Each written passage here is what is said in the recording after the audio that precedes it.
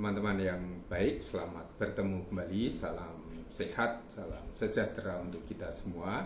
Kita akan melanjutkan pembahasan kita tentang kristologi, pneumatologi, dan dalam kesempatan ini kita akan membahas tentang Roh Kudus dan Yesus sebagaimana ditampilkan di dalam Injil Lukas. Ini akan menjadi bahan kita untuk mencoba menelusuri kehadiran Roh Kudus di dalam peristiwa-peristiwa hidup Yesus sebagaimana ditampilkan di dalam Injil Lukas.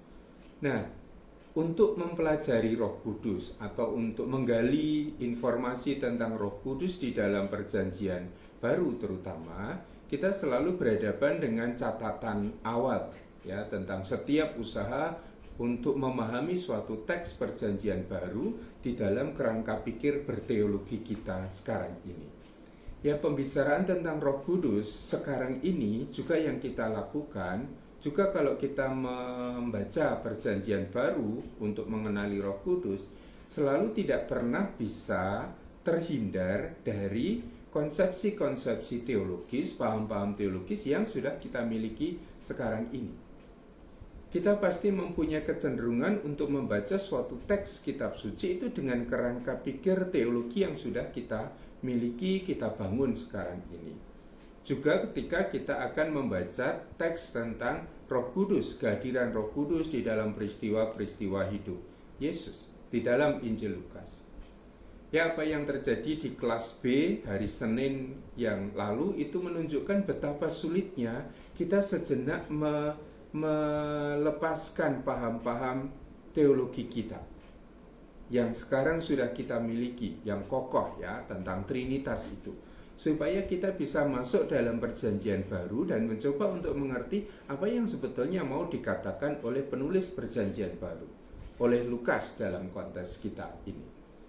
Sehingga cara kita membaca teks kitab suci mau tidak mau itu sudah sangat dipengaruhi, diarahkan oleh paham-paham teologi yang sekarang sudah kita miliki.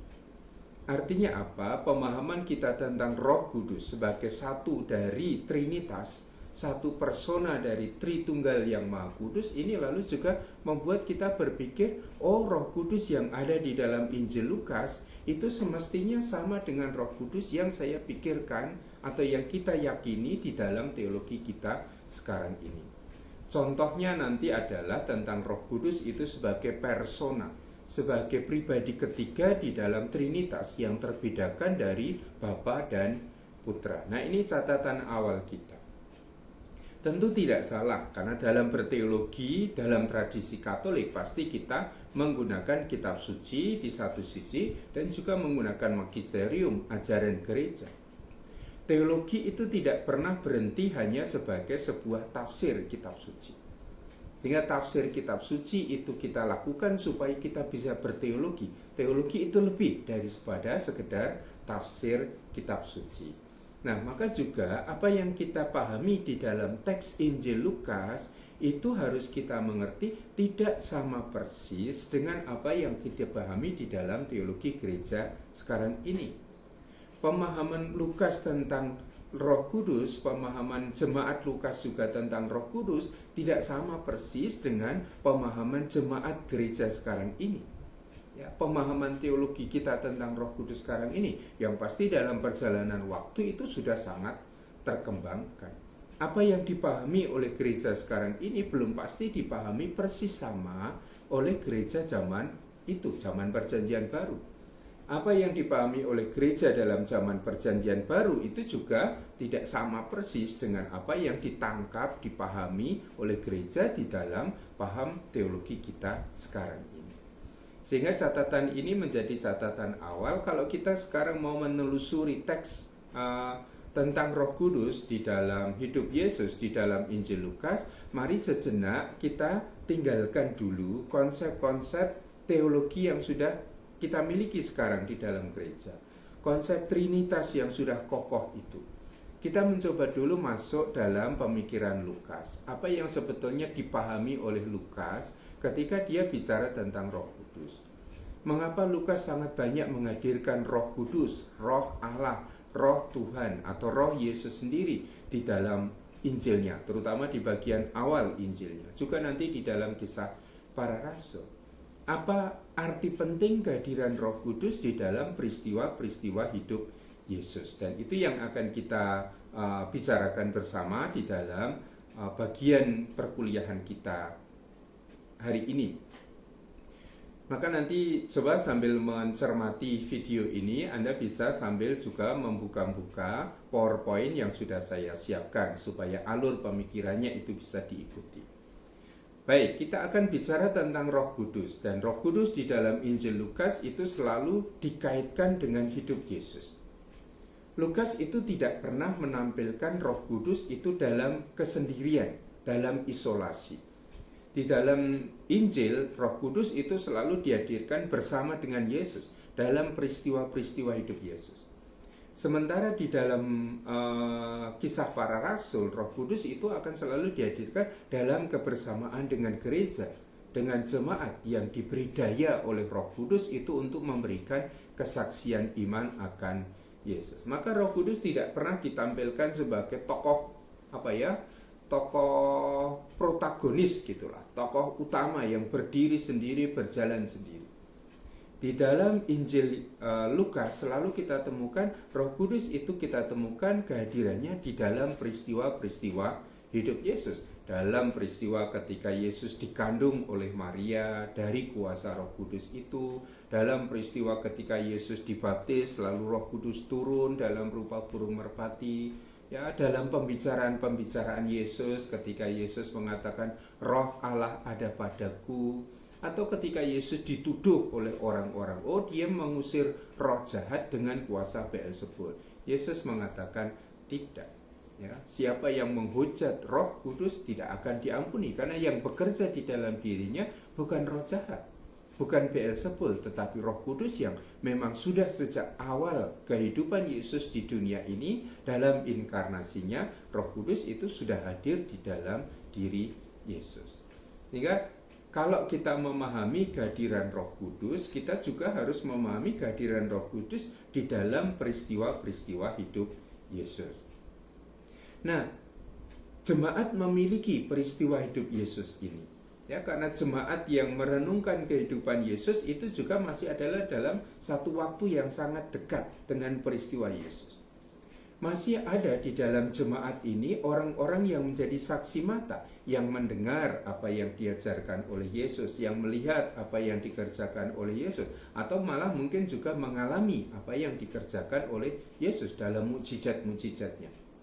Mereka bisa memberi kesaksian tentang Yesus, siapa Yesus. Dan ini sudah kita bahas dalam pertemuan-pertemuan terdahulu ya. Orang itu memberikan kesaksian sebetulnya, siapa Yesus ini.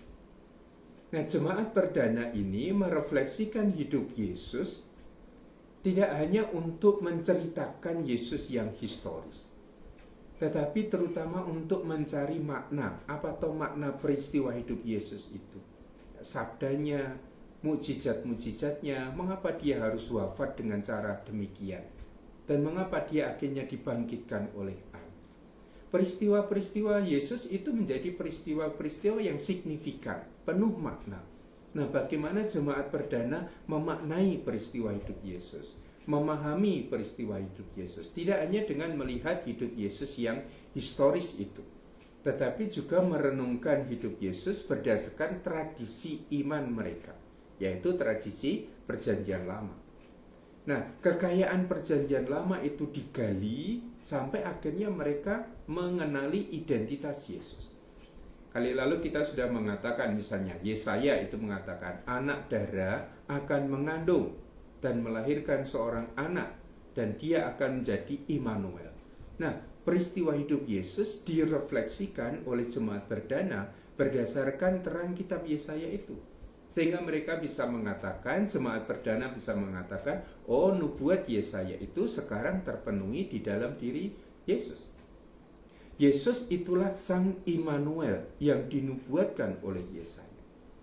Apakah Yesaya memang menubuatkan Yesus, kehadiran Yesus? Kali lalu sudah kita bahas ya. Juga tentang Mesias. Ya, ketika Allah itu melalui Nathan itu menjanjikan anak keturunan Daud yang akan meraja untuk selama-lamanya. Maka kehadiran Yesus direnungkan berdasarkan janji mesianik itu.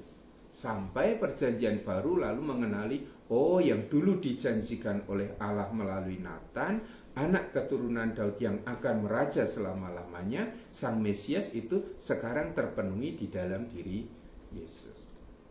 Dengan demikian, jemaat perdana itu mempunyai peristiwa hidup Yesus. Hidup Yesus direnungkan, digali, direfleksikan. Jemaat perdana juga mempunyai perjanjian lama. Dan perjanjian lama ini menyediakan insight ya, sumber-sumber pemikiran, sumber-sumber permenungan untuk semakin mengenali siapa Yesus ini sebetulnya. Nah, hidup Yesus yang direnungkan berdasarkan tradisi rohani Yahudi inilah yang kemudian diwartakan dalam pewartaan lisan sampai pada tahap kemudian mulai ditulis, mulai diredaksi, dan jadilah perjanjian baru. Nah, di dalam perjanjian baru itu selalu kita temukan dua unsur, hidup Yesus, peristiwa historis hidup Yesus, dan permenungan-permenungan berdasarkan tradisi perjanjian lama. Ya, kita selalu akan melihat peristiwa hidup Yesus itu adalah peristiwa yang sudah direnungkan kembali, dibaca ulang oleh jemaat perdana berdasarkan terang iman mereka sebagai orang Yahudi, yaitu iman dalam tradisi perjanjian lama ini. Sehingga yang muncul di dalam perjanjian baru itu selalu adalah buah permenungan jemaat atas pribadi Yesus. Tidak hanya Yesus yang historis, tetapi Yesus yang sudah mereka imani sebagai Kristus, sebagai Mesias. Dan iman akan Yesus sebagai Kristus, sebagai Mesias ini difasilitasi, diberi kemudahan oleh pengenalan mereka akan perjanjian lama. Nah, teks perjanjian baru inilah yang kemudian dalam tradisi gereja kemudian direnungkan, direfleksikan, dipikirkan ulang, dicari maknanya lagi oleh gereja. Dalam tahap refleksi yang panjang, ada konsili-konsili ekumenis, ada traktat-traktat yang ditulis oleh para bapak gereja, oleh orang-orang Kristen awal, sampai akhirnya gereja itu merumuskan dogma-dogma kristologi, dogma-dogma pneumatologi, termasuk Trinitas itu. Nah, kalau kita cermati hal ini, ada perjanjian lama, ada hidup Yesus, ada gereja, ada perjanjian baru, ada gereja yang kemudian sesudah perjanjian baru, sampai ada dogma-dogma. Apa yang ada di dalam dogma itu sebetulnya merupakan perumusan atas seluruh peristiwa, seluruh refleksi gereja. Ini merupakan suatu sintesis atas seluruh refleksi gereja tentang Yesus. Sehingga apa yang ada di dalam dogma yang sudah matang itu belum pasti ditemukan persis seperti di dalam perjanjian baru. Apa yang diajarkan oleh dogma ini tentang Trinitas yang sudah menjadi paham dalam kekristenan yang sangat kokoh itu belum sekokoh itu di dalam perjanjian baru. Pemahaman kita tentang Roh Kudus sebagai satu persona dari 3 persona ilahi ini juga belum pasti akan sama persis seperti dipahami oleh Lukas misalnya di dalam perjanjian baru. Karena yang menjadi dogma gereja ini sebetulnya merupakan rangkaian perkembangan pemikiran refleksi teologi gereja tentang Yesus, tentang Roh Kudus, tentang Allah sendiri. Ya, saya harap ini dalam bagian ini menjadi jelas. Kita mau mengatakan cara membaca kitab suci kita sekarang ini juga kalau kita membaca tentang Roh Kudus seringkali sudah diarahkan oleh dogma-dogma teologi yang sudah dimiliki oleh gereja. Maka nanti jangan terlalu kaget kalau menemukan ternyata di dalam Lukas itu sedikit sekali informasi tentang Roh Kudus itu sebagai persona, sebagai agen personal yang sudah terbedakan dari Bapa dan dari Putra. Dan itu tidak masalah. Karena Injil Lukas itulah yang kemudian direnungkan, tentu bersama dengan Injil-Injil yang lain, tulisan-tulisan perjanjian baru yang lain, yang kemudian bermuara pada ajaran-ajaran iman yang sekarang kita miliki. Nah, ini catatan awal tentang kecenderungan kita kalau kita itu mencari Roh Kudus di dalam Injil-Injil, di dalam perjanjian baru, kadang-kadang cara berpikir kita sudah diarahkan oleh dogma-dogma kristologi, pneumatologi, trinitas, gereja yang ada di dalam gereja modern ini, ya, gereja post perjanjian baru. Nah, kalau kita mencermati Lukas sendiri, Lukas dibandingkan dengan penginjil-penginjil yang lain, ini merupakan penginjil yang paling sering menggunakan kata pneuma atau roh, ya, dengan macam-macam variasinya, ya, kadang Roh Kudus, kadang roh jahat, kadang hanya pneuma, hanya roh sendiri, atau roh Allah, atau roh Yesus. Tetapi kalau kita mencoba mencari kata pneuma itu di dalam Injil Lukas, lalu beberapa penggunaan itu bisa kita cermati. Banyak sekali Lukas menggunakan kata roh ini untuk menunjuk pada roh jahat. Berarti ini adalah daya kekuatan jahat yang menguasai seseorang, yang membuat seseorang itu tidak bisa menghasilkan sesuatu yang baik, tetapi yang tumbuh dari orang itu adalah sesuatu yang tidak baik, sakit, ya, kemudian ayan, kemudian tidak terkendali, ya, seperti orang yang tinggal di makam itu, ya, yang meskipun itu sudah dibelenggu, sudah dirantai, rantainya bisa diputuskan. Tetapi yang paling penting adalah roh itu menjadi kekuatan kejahatan yang menguasai seseorang, dan inilah yang kemudian diusir oleh Yesus, ya, dengan mukjizat-mukjizat eksorsisme itu, pengusiran setan. Dan Lukas menggunakan banyak sekali kata pneuma, kata roh itu untuk menunjuk pada kekuatan jahat yang menguasai seseorang, yang membuat orang itu hidup di dalam kekuasaan si jahat itu.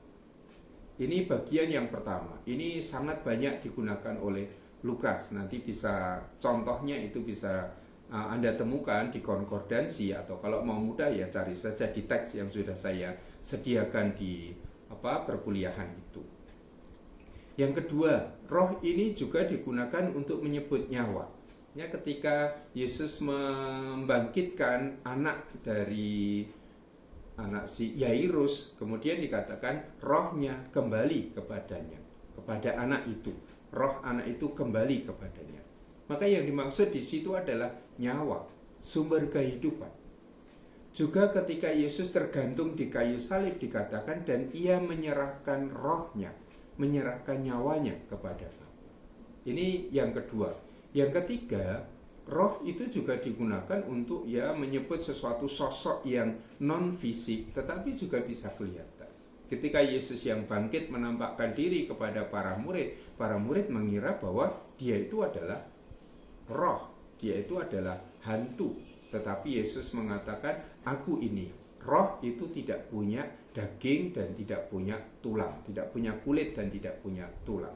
Sehingga roh ini adalah sosok non fisik tetapi juga bisa dilihat. Ini bisa ditemukan di dalam Lukas bab 24 nanti, ya. Sementara penggunaan besar yang lain di dalam Injil Lukas ini, roh ini digunakan untuk menyebut apa yang kita kenal sebagai Roh Kudus, ya, mulai di bagian awal sampai di bagian akhir, terutama di bagian kisah kanak-kanak. Di awal peristiwa hidup Yesus itu kita temukan banyak kehadiran Roh Kudus di dalam teks Lukas itu. Nah, di dalam bagian ini atau dalam penggunaan ini, Lukas seringkali mengatakan atau menyebut roh itu dihubungkan dengan Roh Kudus, Roh Allah, Roh Tuhan, atau Roh Yesus, atau hanya roh begitu saja. Tetapi yang menjadi referensi di dalam pemikiran Lukas, roh di sini adalah roh kekudusan, roh yang berasal dari Allah sendiri, roh yang kemudian juga menjiwai hidup Yesus untuk semua tugas dan perutusannya itu. Nah, sekarang kita lihat kalau kita masuk di dalam Injil Lukas, Roh Kudus itu tadi saya katakan banyak ditampilkan berkaitan dengan peristiwa-peristiwa hidup Yesus. Dan pada bagian mana di dalam Injil Lukas Roh Kudus itu banyak ditampilkan, itu terutama adalah di bagian pengantar, yaitu di bagian kisah kanak-kanak dan juga di bagian awal karya perutusan Yesus. Nah, kisah kanak-kanak dan awal perutusan Yesus itu kita kenal sebagai bagian redaksional. Artinya bagian yang memuat banyak sekali intervensi Lukas, intervensi penulis. Paham-paham teologi Lukas itu akan masuk di situ. Refleksi-refleksi teologi Lukas, pengenalan Lukas akan Yesus banyak muncul di situ. Karena nanti kan pelayanan publik sampai sengsara dan kebangkitan itu bahan yang sebetulnya kita sebut bahan yang tradisional. Ya, Markus yang tidak mengenal kisah kanak-kanak mengenal peristiwa itu. Yesus yang mulai bekerja sampai wafat dan bangkit. Nah, di dalam bagian yang kita sebut bagian tradisional ini, Yesus yang mulai berkarya sampai Yesus yang bangkit, Lukas tidak banyak menggunakan kata pneuma, roh dalam arti Roh Kudus. Yang sering justru adalah roh jahat tadi yang menguasai seseorang yang kemudian diusir oleh Yesus sehingga orang terbebas dari roh jahat. Kesimpulan kita apa? Lukas banyak menggunakan kata Roh Kudus di dalam bagian-bagian redaksional, yaitu bagian yang memuat banyak sekali campur tangan dia sendiri. Intervensi dia, ya intervensi redaksional tentu saja. Dia yang menulis, dia yang mengarang, dia yang menyusun cerita itu. Nah, selain di bagian awal Injil Lukas, di bagian kisah kanak-kanak dan awal karya perutusan Yesus, nanti di Lukas bab 4, Roh Kudus ini juga banyak tampil di dalam kisah para rasul. Kita kan selalu memahami kita tidak bisa membaca tulisan Lukas itu berhenti di Injil. Kalau kita mau membaca tulisan Lukas, berarti kita mulai dari Injil sampai pada kisah para rasul. Nah, di dalam kisah para rasul itulah Lukas banyak sekali mempergunakan istilah Roh Kudus. Ada satu penafsir teolog yang mengatakan bahwa sebetulnya kisah para rasul itu adalah kisah Roh Kudus.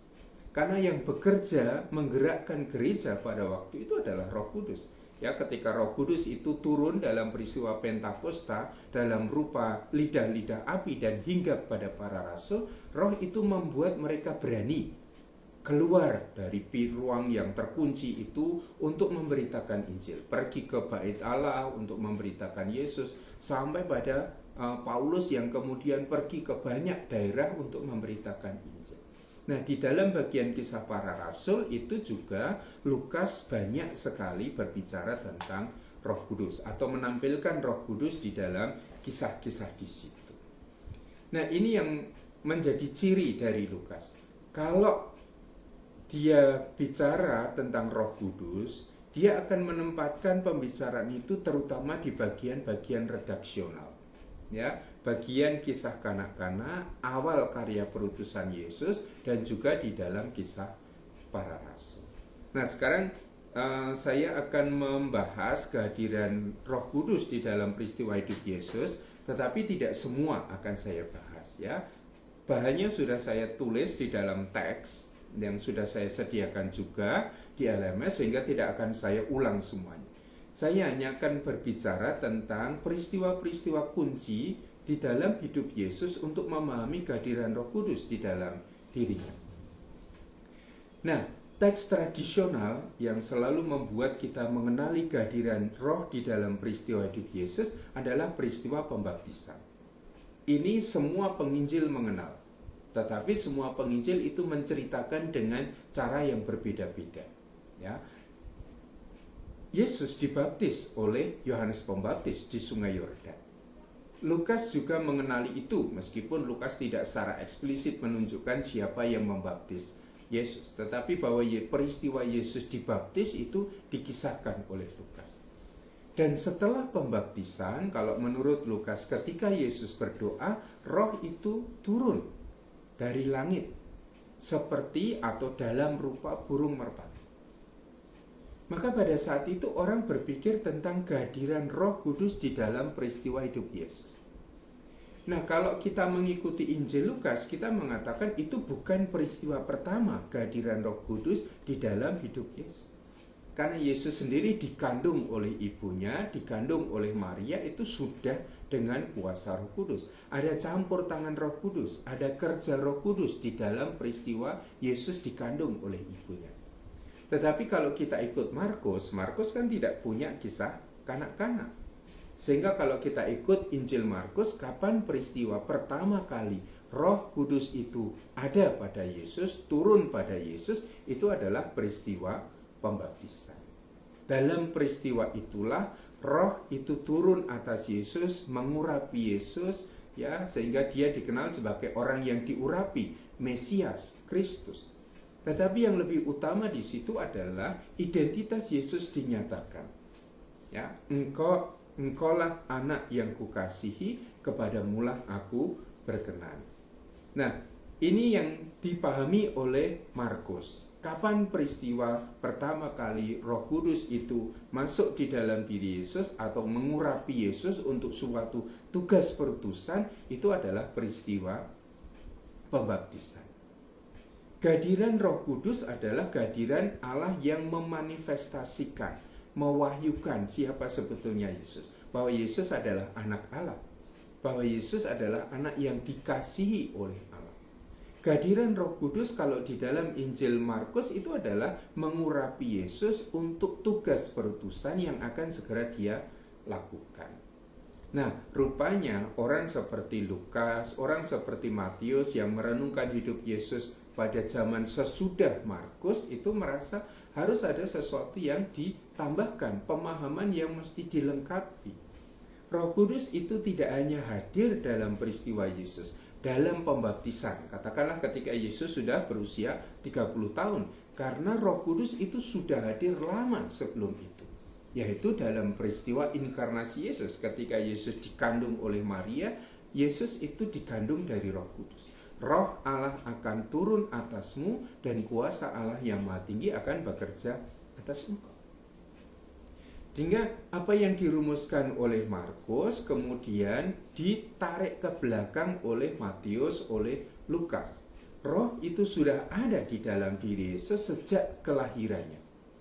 Siapa yang bekerja menjadi kekuatan, menjadi kuasa Allah yang bekerja di dalam diri Yesus dengan kata-kata, dengan mukjizatnya dalam seluruh peristiwa hidup Yesus itu adalah Roh Kudus. Nah, dari sini kita lihat dari Markus menuju kepada Lukas dan menuju kepada Matius sudah ada perkembangan pemahaman ini tentang Roh Kudus.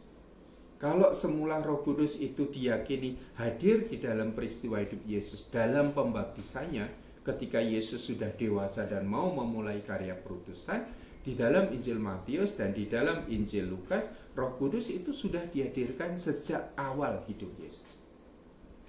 Penulis kemudian yaitu Yohanes yang menulis katakanlah 30 tahun sesudah Markus punya refleksi yang jauh lebih panjang, jauh lebih mendalam. Yang namanya refleksi itu dari waktu ke waktu kan itu semakin kaya pasti. Sehingga Yohanes merasa, Yesus itu menjadi anak Allah, dinyatakan sebagai anak Allah, bukan hanya dalam peristiwa pembaptisan. Kalau Markus memang Yesus itu dinyatakan sebagai anak Allah. Karena ada suara yang menyatakan itu. Kalau Matius dan Lukas mengatakan Yesus itu anak Allah karena dia dikandung dari Roh Kudus. Yohanes mengatakan Yesus itu putra Bapa karena sedari semula dia bersama dengan Bapa. Ya, pembukaan Injil Yohanes itu kan pada mulanya adalah firman, firman itu bersama dengan Allah dan firman itu adalah Allah. Lihat dari waktu ke waktu, dari tahun 70, tahun 90, tahun 100 katakanlah begitu, refleksi tentang Yesus semakin lama semakin berkembang. Markus itu mengatakan Yesus anak Allah karena diangkat oleh Allah. Dinyatakan oleh Allah sebagai anak yang dikasihinya dalam peristiwa pembaptisan. Matius dan Lukas mengatakan, tidak seperti itu. Yesus itu anak Allah karena dikandung dari Roh Kudus. Dari semula dia lahir dari Roh Kudus. Tetapi Yohanes yang menulis beberapa puluh tahun sesudah mereka mengatakan, ya Yesus itu sedari awal dia adalah Sang Firman, Sang Sabda yang bersama dengan Allah dan Sang Sabda itu adalah Allah. Nah, penginjil-penginjil itu memahami arti penting peristiwa pembaptisan ini, ya, bahwa di dalam peristiwa pembaptisan itu pada intinya Roh Kudus itu menyatakan dirinya hadir di dalam diri Yesus. Roh itu turun seperti merpati ada pada Yesus. Artinya di dalam peristiwa ini lalu kehadiran Roh Kudus itu menjadi sangat nyata. Apa yang nanti disabdakan, apa yang nanti dilakukan itu oleh Yesus, itu adalah buah dari daya, dari kekuatan Allah di dalam diri Roh Kudus yang hidup di dalam diri Yesus. Kehadiran Roh Kudus adalah kehadiran Allah yang nyata di dalam diri Yesus. Mulai nanti akan kita lihat di sini, kalau Roh itu turun, nanti sesudah pembaptisan Roh akan membawa Yesus ke padang gurun. Sesudah peristiwa pencobaan di padang gurun, Roh akan membawa Yesus kembali ke Galilea. Maka di sini sudah mulai kita lihat ada Roh yang menjadi agen personal. Agen, ajere, itu kan bertindak. Seorang agen itu adalah subjek yang bertindak. Nah, Roh itu bertindak apa? Turun atas Yesus, tinggal pada Yesus. Kemudian Roh itu membawa Yesus. Ya. Maka di sini meskipun belum sangat jelas ditampilkan oleh Lukas, figur Roh itu sebagai persona yang terbedakan dari Bapa dan Putra, tetapi sudah mulai ditampilkan di sana Roh itu sebagai subjek yang bertindak, ya, yang bertindak atas diri Yesus tentu saja. Nah, ini yang nanti coba direnungkan, direfleksikan sambil membaca literatur itu sebagai bahan ujian tengah semester. Apa arti kehadiran Roh Kudus? Mengapa Roh Kudus harus turun di dalam peristiwa pembaptisan itu? Kalau Yesus itu sudah dikandung dari Roh Kudus. Kalau Yesus itu sudah selalu bersama dengan Roh Kudus, Roh Allah sendiri, sejak keabadian ketika dia masih dalam rupa firman itu. Apa arti penting kehadiran Roh Kudus di situ? Mengapa Roh Kudus harus turun? Selain itu juga mengapa Yesus harus dibaptis? Yesus yang adalah anak Allah harus memberi diri dibaptis oleh Yohanes. Padahal pembaptisan Yohanes itu adalah pembaptisan pertobatan. Mengapa seorang anak Allah itu harus dibaptis oleh seorang Yohanes? Nah, peristiwa pembaptisan ini lalu juga menjadi dasar bagi paham yang cukup penting tentang pembaptisan juga. Nanti Yohanes Pembaptis akan mengatakan, aku membaptis dengan air. Tetapi dia yang lebih berkuasa, yang datang sesudah aku, akan membaptis kamu dengan Roh Kudus, yaitu dengan api atau dengan roh dan api. Sehingga ditampilkan di dalam pernyataan itu, Yesus itu bukan hanya orang yang diurapi dengan Roh Kudus, sosok yang diurapi Roh Kudus. Yesus itu tidak hanya menjadi pembawa roh, tetapi Yesus itu juga menjadi pembagi roh. Yohanes itu pasti juga bekerja dengan kuasa Roh Kudus, tetapi dia tidak membagikan Roh Kudus itu. Dia membaptis dengan air. Tetapi tentang Yesus dia mengatakan, dialah yang akan membaptis kamu dengan Roh Kudus. Apa yang dipahami di dalam teks ini lalu Yesus itu dikuasai oleh Roh Kudus, Roh Kudus ada di dalam dirinya, dan Yesus berkuasa juga untuk membagikan Roh Kudus itu bagi orang-orang yang mengendakinya. Nah, peristiwa ini menjadi peristiwa yang juga momen penting. Yesus itu menjadi pembawa Roh Kudus, sekaligus Yesus itu juga menjadi pembagi Roh Kudus. Ini di bagian awal atau di bagian kisah kanak-kanak. Kemudian kita masuk dalam bagian kedua di dalam Injil Lukas, yaitu misi perutusan Yesus. Ketika Yesus memulai misinya, misi perutusannya, Yesus itu mengutip kitab Yesaya 62. Dan ini kan menjadi semacam proklamasi misi Yesus, apa yang akan dibuat oleh Yesus dalam seluruh tugas perutusannya itu. Dan di sana yang dikutip oleh Yesus adalah pernyataan tentang Roh Kudus. Nubuat tentang roh ketika dikatakan Roh Allah ada padaku, ia mengurapi aku untuk memberitakan Injil, memberitakan kabar baik kepada orang-orang miskin, pembebasan kepada tawanan, ya, kesembuhan kepada orang yang sakit, memberitakan tahun rahmat Tuhan itu sudah datang. Dalam peristiwa ini lalu Roh itu tampil sebagai yang mengurapi Yesus. Roh Kudus, Roh Allah ada padaku, ia mengurapi aku. Siapa yang mengurapi Yesus dalam pemahaman itu adalah Roh Kudus. Sehingga sekali lagi kita temukan roh itu sebagai agen personal, subjek yang melakukan tindakan. Tindakannya apa? Roh itu berada pada Yesus. Kalau biasanya dikatakan turun kepada seseorang, ada pada Yesus, dan roh itu mengurapi Yesus. Subjek yang bertindak itu mulai kita lihat di situ. Nah, kalau kita membayangkan Roh Kudus itu ada di dalam diri Yesus dalam peristiwa awal perutusannya ini, lalu roh itulah yang juga menjadi daya kekuatan yang tampil di dalam sabda-sabda Yesus, tampil juga di dalam mujizat-mujizat Yesus. Maka Yesus seringkali dipuji sebagai orang yang mengajar dengan penuh wibawa, orang yang mengajar dengan penuh kuasa, ya. Tindakan-tindakannya itu tindakan yang penuh kuasa. Dikatakan, oh orang ini mengajar dengan penuh wibawa, penuh kuasa, tidak seperti ahli-ahli Taurat kita. Sehingga orang lalu bertanya-tanya, siapa sebetulnya Yesus ini yang mengajar dengan penuh kuasa? Nah, seluruh peristiwa hidup Yesus, sabda-sabda Yesus, mukjizat-mukjizat Yesus itu dikerjakan oleh Yesus juga di dalam Roh Kudus yang ada di dalam dirinya. Roh Kudus lalu ditampilkan sebagai kuat kuasa Allah, otoritas Allah yang ada di dalam diri Yesus, yang memberi kekuatan, memberi wibawa pada kata-kata dan pada mukjizat-mukjizat Yesus. Maka apakah Yesus di dalam seluruh hidupnya itu bekerja sendiri? Dia selalu bekerja bersama dengan Allah, bekerja dengan Bapa yang mengutusnya itu. Dan kesatuan dengan Bapa ini menjadi terjalin sangat erat karena kehadiran Roh Kudus yang adalah kekuatan, kuasa Allah sendiri yang bekerja di dalam diri Yesus. Nah, dalam pemahaman seperti ini tentu paham trinitaris sebagai 3 persona ilahi itu belum sangat ditampilkan oleh Lukas. Dan jangan memaksakan teologi gereja modern pada teologinya Lukas. Kita selalu memahami Yesus adalah anak Allah yang diurapi oleh Allah, yang diutus oleh Allah untuk memberitakan kerajaan Allah itu. Dan Yesus tidak pernah bekerja sendirian. Apalagi nanti kalau kita membaca teks Injil Yohanes, tidak pernah Yesus itu merasa bekerja sendirian. Karena dia selalu bekerja bersama dengan Bapa.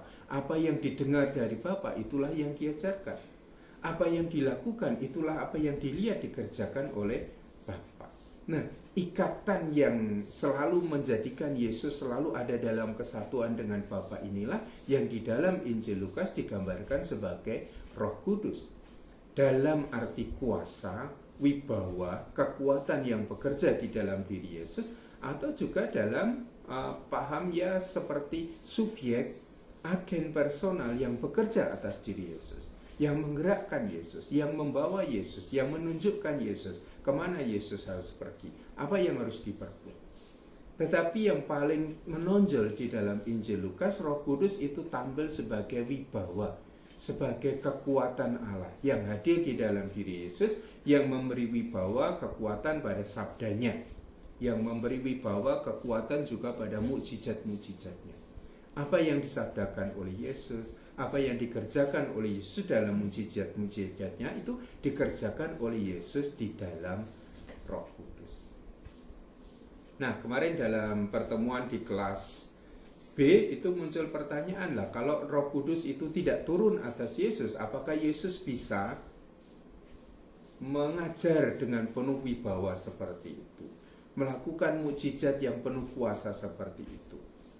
Ya tentu saja dalam pemahaman Lukas itu tidak terjadi. Ya, Yesus itu selalu hadir bersama dengan Roh Kudus.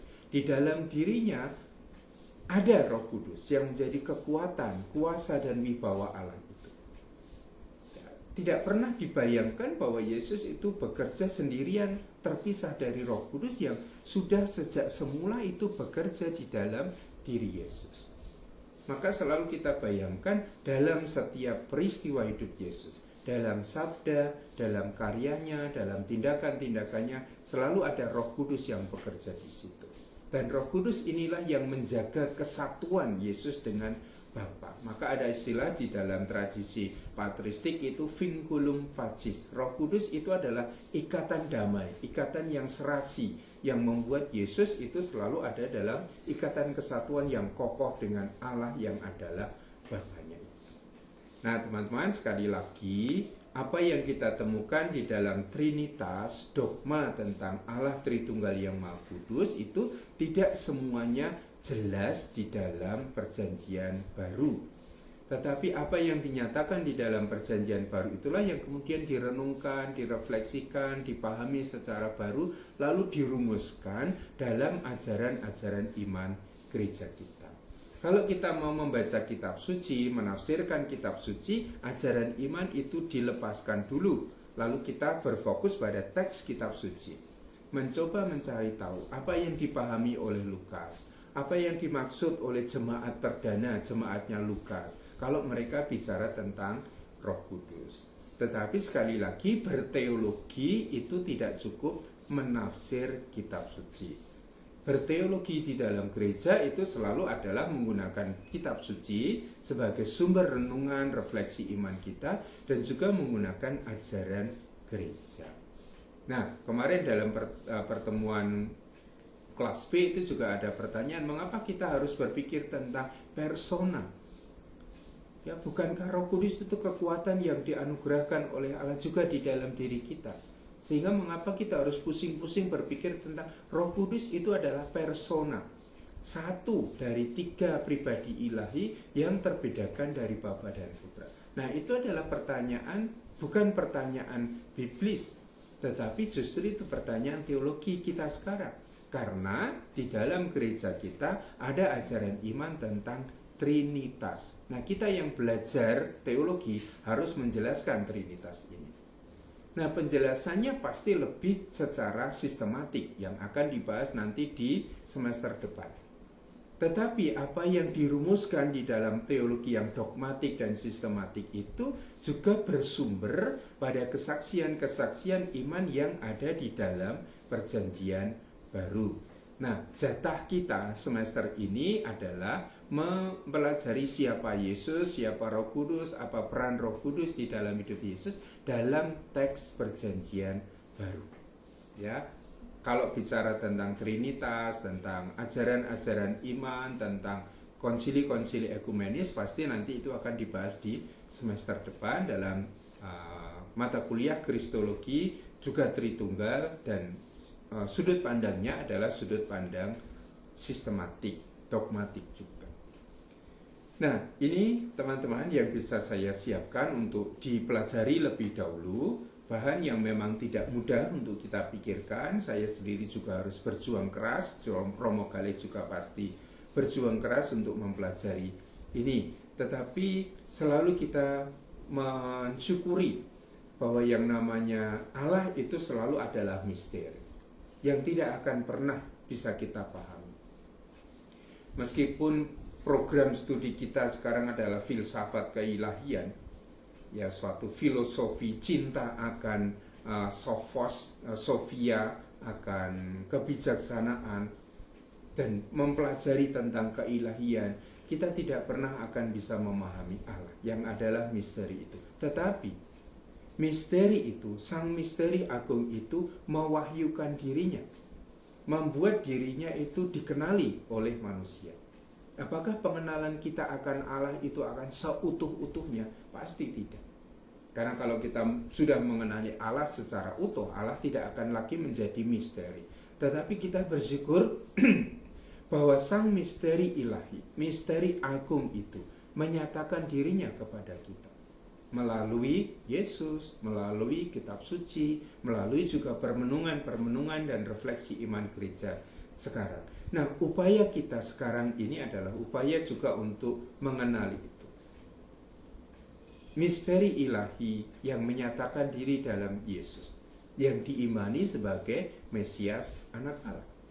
Misteri ilahi yang juga menyatakan diri di dalam Roh Kudus yang bekerja di dalam diri umat beriman sepanjang sejarah, yang bekerja di dalam diri Yesus, yang bekerja juga sampai sekarang ini di dalam diri kita masing-masing.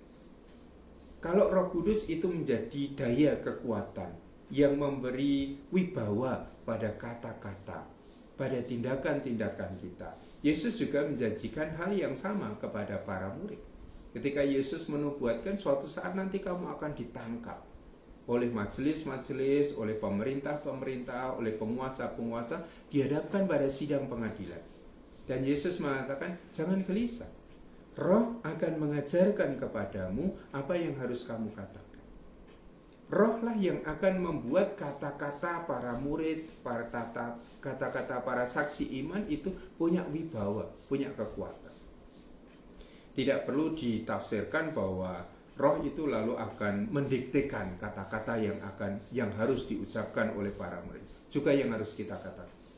Tetapi roh itulah yang memberi kekuatan pada kata-kata kita, pada tindakan-tindakan kita. Oleh karena itu sekarang kita mengalami kehadiran Roh Kudus itu di dalam setiap peristiwa hidup kita. Kata-kata kita itu hampa. Kata-kata kita itu tidak punya kekuatan apa-apa. Juga tindakan-tindakan kita itu tidak punya kekuatan apa-apa kalau yang bekerja di dalam diri kita bukan Roh Kudus.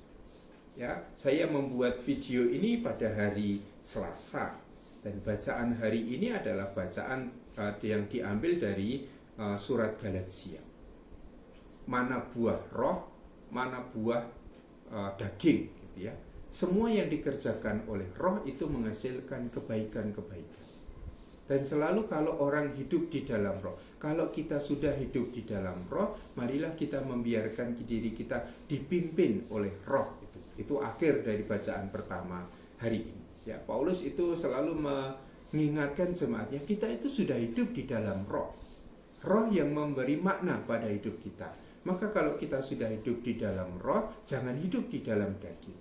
Marilah kita hidup dalam pimpinan roh itu. Nah, ini yang bisa saya sampaikan dari pembahasan tentang kehadiran Roh Kudus di dalam Injil Lukas, teks yang lengkap, analisa yang cukup lengkap tentang tempat di mana Roh Kudus itu hadir, di ayat-ayat mana itu sudah saya tulis di dalam teks yang saya berikan, maka bisa dibaca sendiri. Nah, presentasi ini lebih untuk menampakkan beberapa poin kunci di dalam pemahaman kita ini yang nanti semoga bisa menjadi bahan diskusi lebih lanjut di dalam pertemuan kita. Oleh karena itu silakan mempersiapkan bahan ini, dan 2 jam pertemuan akan kita gunakan lebih untuk mendiskusikan apa yang kita temukan, apa yang kita pelajari, terutama berdasarkan pada pertanyaan yang saya berikan di situ. Mengapa Yesus harus dibaptis? Mengapa Roh Kudus harus turun atas Yesus dalam pembaptisan itu? Apa peran Roh Kudus yang nanti akan dimainkan di dalam diri Yesus sesudah pembaptisan itu?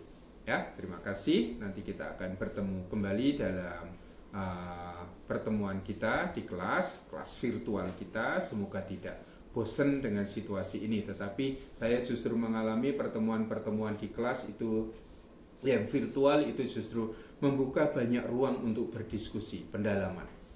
Oleh karena itu sekali lagi saya mengingatkan saya juga ya, ini soal flip learning itu akan menjadi model pembelajaran kita.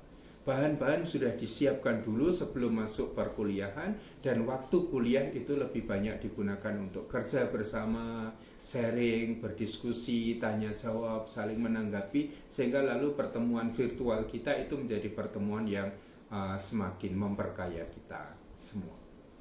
Terima kasih Romo dan teman-teman, sampai bertemu lagi dalam pertemuan kita sesudah mencermati video ini, dan nanti kita akan mendiskusikan bersama topik ini lagi. Terima kasih, sampai berjumpa.